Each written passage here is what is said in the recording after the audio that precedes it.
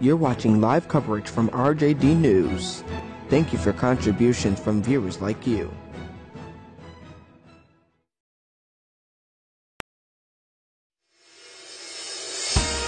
That's right, Dana. Well, recall President Trump was elected in part to crush ISIS. That was part of his big campaign promises. At its height in 2014, ISIS controlled an area the size of Ohio across. All the men and women around the world this holiday season, especially those of you from the great state of Wisconsin. I know it is said many times in many ways, thank you for your service. President Trump's surprise trip to Iraq on this day after Christmas to visit with American troops. The president traveled from Washington with First Lady Melania Trump last night to the Al-Assad Air Base, which is west of Baghdad. On the ground there, the president said he has no plans at all to remove troops from Iraq. Good morning. I'm Rashid James with the Rashid James Day channel. This is RJD News This Morning. Welcome to our show. This morning is going to be great because we're going to be explaining a lot of things that Donald Trump has been doing, and I've also made a Twitter account. Look at it right now, at Real Rashid James. Go follow us.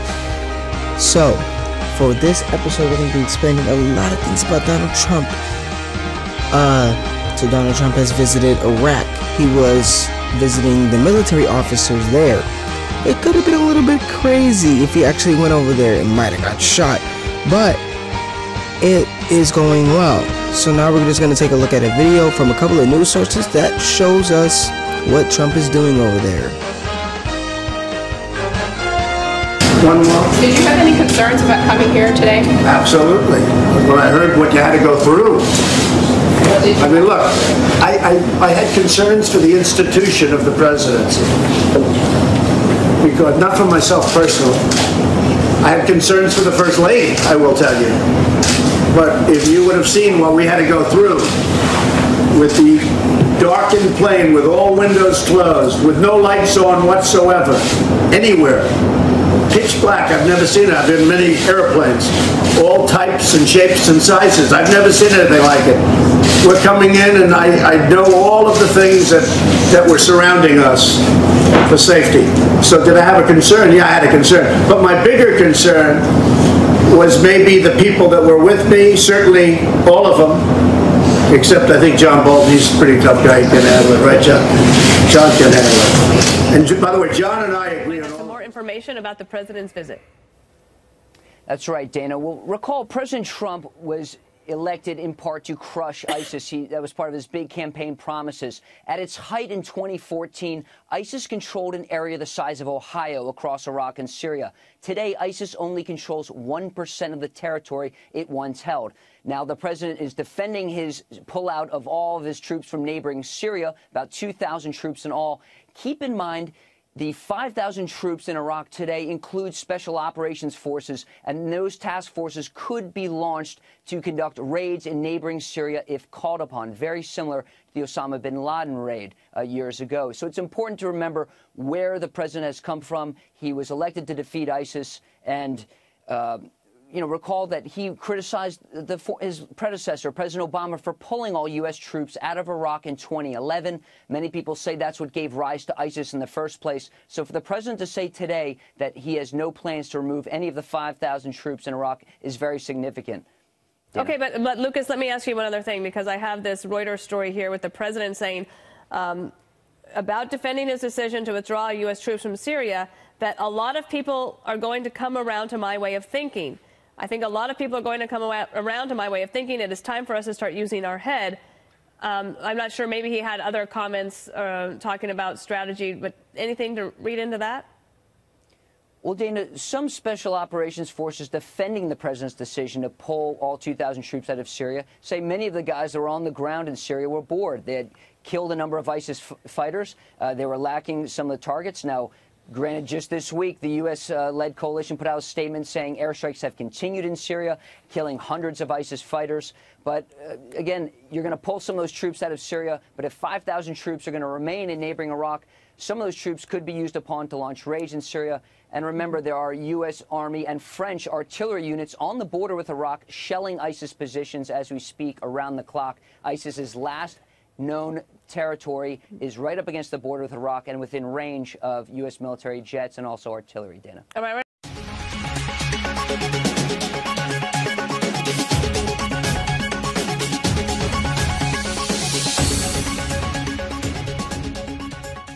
Though as he did not run for re-election, House Speaker Paul Ryan nears his end by January, he created a speech and he sent it to Twitter to show all the people of the military his thanks. This is the small video. He made it short but powerful. All the men and women around the world this holiday season, especially those of you from the great state of Wisconsin. I know it is said many times in many ways, thank you for your service. You and your families are never far from our thoughts. How blessed we are to live under the cover of your protection. Merry Christmas.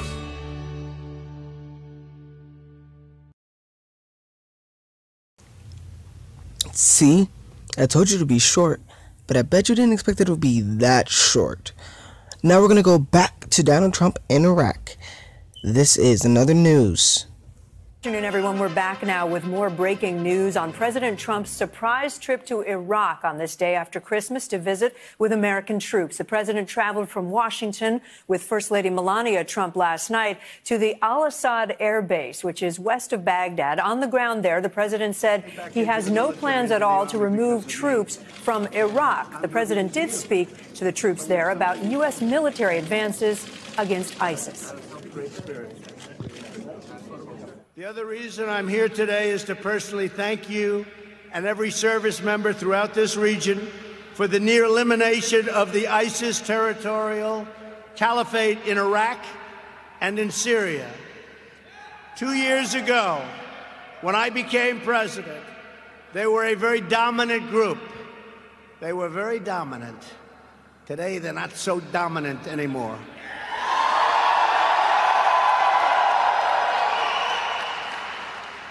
Great job. I looked at a map, and 2 years ago, it was a lot of red all over that map. And now you have a couple little spots, and that's happening very quickly. That's happening very quickly. You'll be seeing that. I want to just say great job, and we'll be watching ISIS very closely. The First Lady also traveled with the president. Earlier, the two met with military commanders, also the ambassador in Iraq. And here's a bit more of what the president said to reporters when he was asked about his own security. One more. Did you have any concerns about coming here today? Absolutely. When I heard what you had to go through. I mean, look, I had concerns for the institution of the presidency. Because, not for myself personally.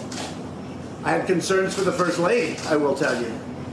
But if you would have seen what we had to go through with the darkened plane, with all windows closed, with no lights on whatsoever, anywhere, pitch black, I've never seen it. I've been in many airplanes, all types and shapes and sizes. I've never seen anything like it. We're coming in, and I know all of the things that were surrounding us for safety. So did I have a concern? Yeah, I had a concern. But my bigger concern was maybe the people that were with me, certainly all of them, except I think John Bolton. He's a pretty tough guy. He can handle it, right, John? John can handle it. And by the way, John and I agree on all of this. And There were about 20 minutes of questions there. We're just getting that first bit in. So let's go to our chief White House correspondent, Hallie Jackson, who's been watching all this and getting the reports from overseas. Hallie, this was a big trip for the president and first lady. Yeah. It's his first time meeting with active duty military.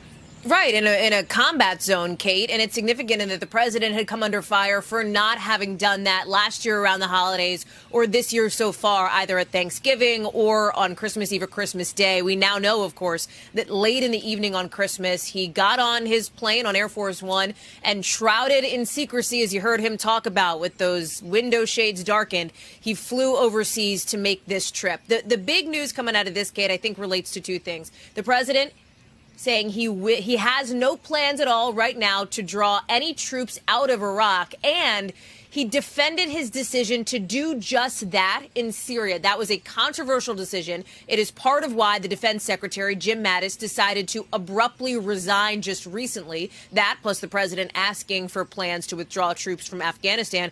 But the president, in speaking with these military members and commanders and with members in the media, said, we're no longer the suckers. That's his words. He says we are now more respected as a nation because of that decision to pull troops out of Syria. He believes that ultimately with time, people will come around to this decision. He also added that Iraq could still be used as a base from which to fight ISIS, saying if we see something happening with ISIS terrorists that we don't like, we can hit them so fast and so hard, quote, they really won't know what the hell happened. The president spent about 3 hours at this base, at al-Assad base in the western part of Iraq. His movements, of course, were absolutely covered in secrecy for these security reasons, but you can see with the holiday decorations sort of pinned up there at the base, people were posing for selfies, the president smiling, shaking hands. We've seen some of this video come in of the president signing what looked to be those red Make America Great Again ball caps as well. We should note here the president now follows his predecessors in what has become really a holiday tradition for commanders-in-chief, as he sees some of that video there. At this point in his presidency, Barack Obama had visited troops in war zones in the Middle East. George W. Bush visited Iraq just 8 months after the war there began in 2003 as well. So all of this is coming, Kate, at a pretty critical time for the Pentagon. Secretary Mattis set to leave the building January 1st. His number 2 steps up, Patrick Shanahan, and the president said today he's in no rush to name a replacement. Kate? Hallie Jackson at the White House. The president also was asked about the shutdown, the government shutdown, saying whatever it takes, we're going to have a wall. I want to bring in NBC News military analyst and retired U.S. General Barry McCaffrey, who joins us now. Talk about the situation on the ground where he was. He's talking to these troops who are serving in Iraq. As Hallie mentioned, he says he's not going to draw down any troops there, but he certainly made news a week ago when he announced that troops in Syria would be coming home.